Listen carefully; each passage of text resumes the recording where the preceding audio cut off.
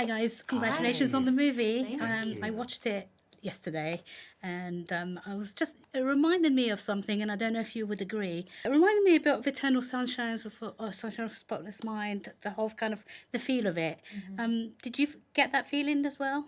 Hell yes. And like watch that. I think that was one that Ned referenced when we were talking about the tone of the film, because I think when you read that script, it could swing either way, depending on how it's shot and how it's cut together.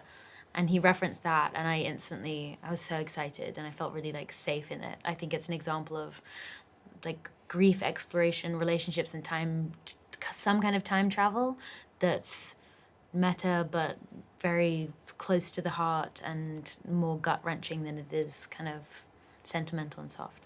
That's my thesis.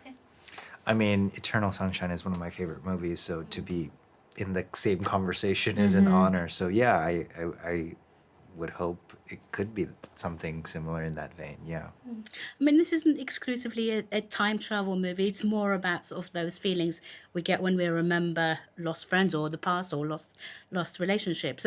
But going back to that motif of time travel, what are some of your favourite movies about time travel? Oh my god.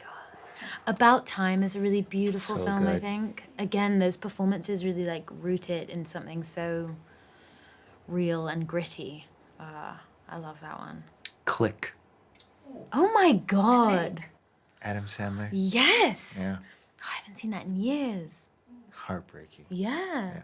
The addition of the sort of music here, I'm inclined to ask, do you have any sort of pivotal songs or albums to add to your greatest hits, if you had to? So many. Oh my god, so many. I always think of this because of the Desert Island Discs podcast here, or radio show here, where you have to choose 7 songs for your life. And I've like kept that 7-song list my whole life.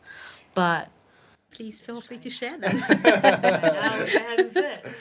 there's a lot of Dylan on there. There's a lot of Beatles, because I think my dad must have played that a lot when I was a kid. So like as a toddler or whatever, playing me Lucy in the Sky was frequent.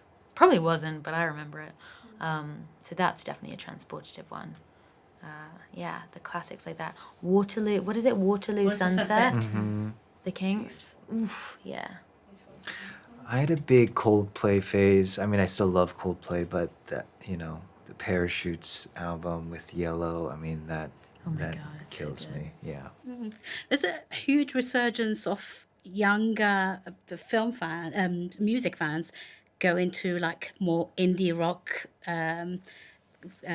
concerts, even over the last 6 months. Do you think this is going to be part of that kind of, a new sort of, getting younger audiences to sort of get into those I hope live so. I would music? hope so. It's such an eclectic soundtrack, I think. Ned is our director's an encyclopedia for music. So, yeah, hopefully it introduces people to bands and... Yeah, I feel like music obviously has just become so much more accessible in general. I mean, when we were growing up, we had to like illegally download music somehow. LimeWire, baby.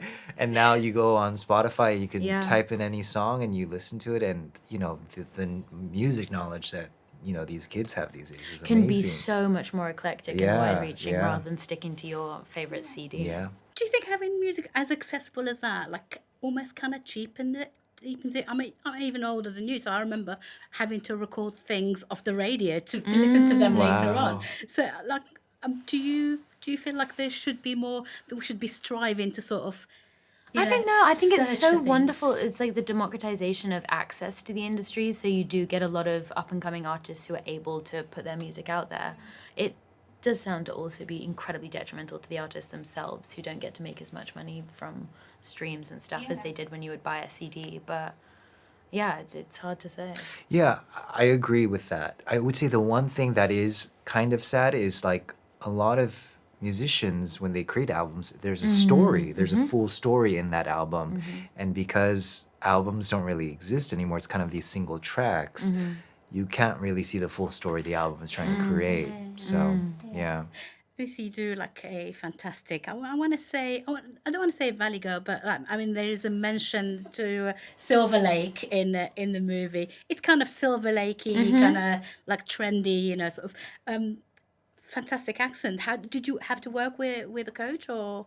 I didn't. No, I was born in America, so I learned to speak with an American accent, which I think helps slightly, and watched way too much American TV as a kid, which now is my justification. Thanks, Mom.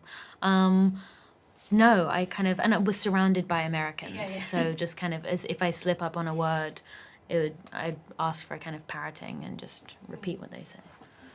Thank you so much, and congratulations again. Thank Loved it. you. Thank Thank you. you so Thank much. you.